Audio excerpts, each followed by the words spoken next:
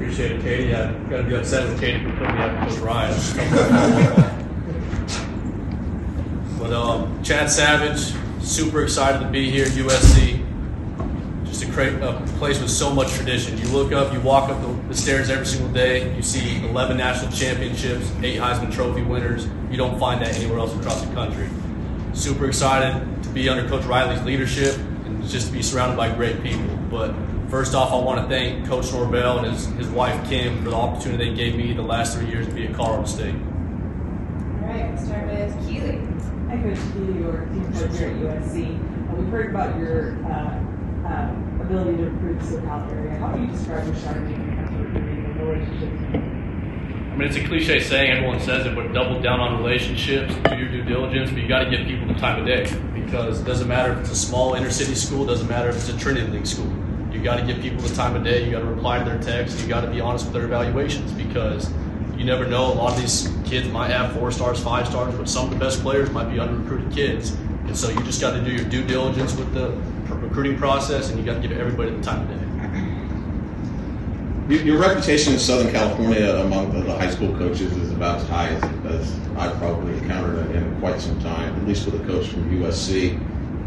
How did that develop? Would that have been, if your territory was Seattle, Washington, would have that become like Southern California in the same way? Or just talk about the process of how kind of developed into where you are here. I was fortunate to have Southern California, the last 2 schools I was at recruiting-wise. And so I had LA County, I had Long Beach, I had San Diego, and it doesn't matter if it was LA, it doesn't matter if it's Seattle, Washington, like you said, you've got to spend time with the people. And so when you go to a school, you see a lot of coaches just go by, shake hands, and they're in and out of the office in 10 minutes. You got to go spend time with the coaches and have conversations with them, ask them questions too. And it's got to be a 2-way street. And I think if you just invest the time, people are going to appreciate that. And that's why I try to take pride in it. Do you think being at Colorado State, maybe where there's a bigger pool of fish that you're recruiting, do you think that benefited you? Without a doubt. You definitely got to do, I think, more homework when you're at Colorado State. You got to try to turn over every single rock, and sometimes you will find that diamond in the rough. And having that experience the last few years, I'm definitely grateful for that, because we did find some diamonds in the rough. Chad, just go off that, you've got some players, you're now going after where you might have been going after more of kind of the top-tier stuff as Colorado State.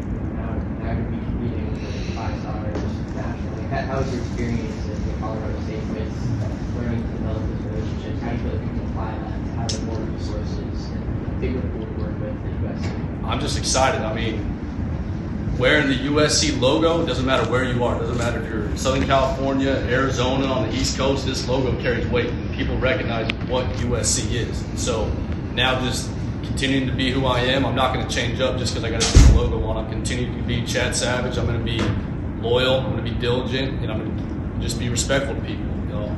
I was raised on certain values, and it doesn't matter what school I'm working for, those values are going to stay the same.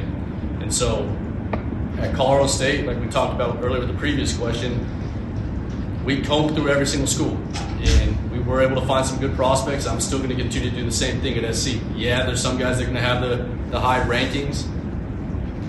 Great. But you might find a guy in the diamond in the rough in the inner city league, and if he's the best player, we're going to sign him.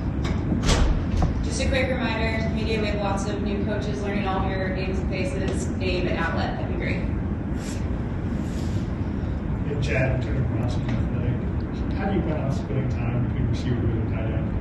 Kind of your role and stuff. How do you split time in practice and meet versus one? We're still kind of working through that dynamic now that we're off the road. The last 2 weeks, obviously, we were on the road recruiting, and so we were back in the office Monday watching cut-ups of the offense and kind of talking through the dynamic of how practice is going to run, how meeting structure will work out too. But that's a conversation we're talking about right now. Hey, Coach, Connor Morissette with USCFootball.com. You're known as this great recruiter, and I feel like that's a huge part of your reputation. But let's hear about you as a coach. What's your identity as a coach, and what do you want to accomplish on the practice field every day? Raised on number 1, team growth, number 2, individual growth. So it's all about the team. I'm going to be here to help these guys achieve their personal goals while most importantly working on the team goals, because you could be a 1,000-yard receiver, but if you go 1-12, does it really matter? No. So let's get everyone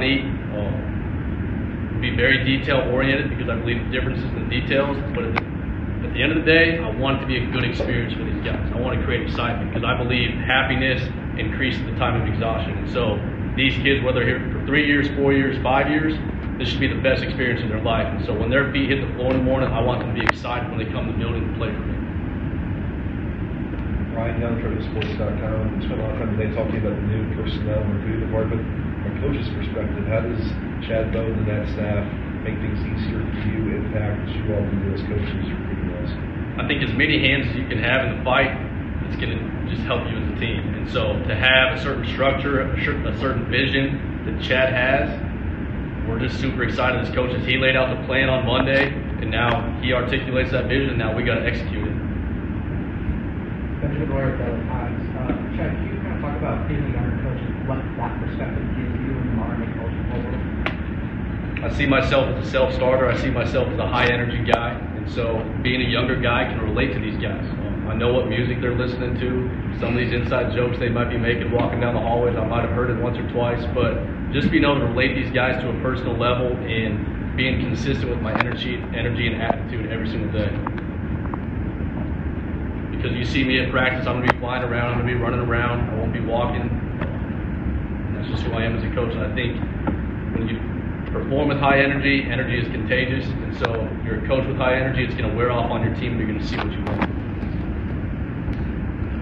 Hey, Coach. Ryan Dowd here with LAFB Network. Welcome to LA. Appreciate it. You've probably met these guys maybe once. You're talking about being on recruiting, but this room you're inheriting, super talented tight end room, plus the inside receivers. The meeting you have had, can you talk on just kind of what you've seen from these guys so far and what you can get out of them, you think? Yeah, my first day on the job, I was able to meet with these guys, both the inside receiver group and the tight ends. It was a quick meeting, 5 minutes, and to be honest, that was the only meeting I had because after that I was on the road for 2 weeks. Saw the guys yesterday. A few guys are coming in here and there, but realistically, I just talked about the standard of the room. How we're going to operate, how we're going to do things, and we're going to set the standard high because that's what we're going to achieve, and this place has high standards. And so we're not just going to set the bar low. In our room, we're going to set the high standard, and we're going to go after it every single day. And we're going to carry ourselves like pros, and it's my job to take their talents to a level they can't take themselves. I guess, as far as the receivers are concerned, you've been coaching that position for a while, so you know what you've been looking for. Do you have to look for anything significantly different here at USC than you did at Colorado State? Playmaking ability. It doesn't matter where you're at. What kind of player is he with the ball in his hands? What kind of player is he with the balls not in his hands? Is he a willing blocker? Does he have the attitude and demeanor to roll up his sleeves and get his hands dirty and be physical on the perimeter? But when the ball's coming his way, is he a versatile athlete? Can he run through the catch? All that stuff's the same. It's just this guy might be a little bit faster. He might be a little more fluid in the routes. And now we can recruit on a national level too. Kevin, what relationship have you developed with Lincoln so far? How do you feel like, he kind of trusts you again as the coach, or maybe stepped into this kind of role at USC? For sure. I think trust is built over time. It's not just going to be built overnight. And so how he sees me operate day to day as a coach and a staff member, he's going to respect me. And obviously, I got so much respect for what he's done just as a head coach, one of the best offensive minds in the game. But just how he carries himself, he's a leader, and so many people respect him, and he's creative. And so I've just been so excited. I'm fortunate for this opportunity, and every day I wake up, I couldn't be more excited to come in this building.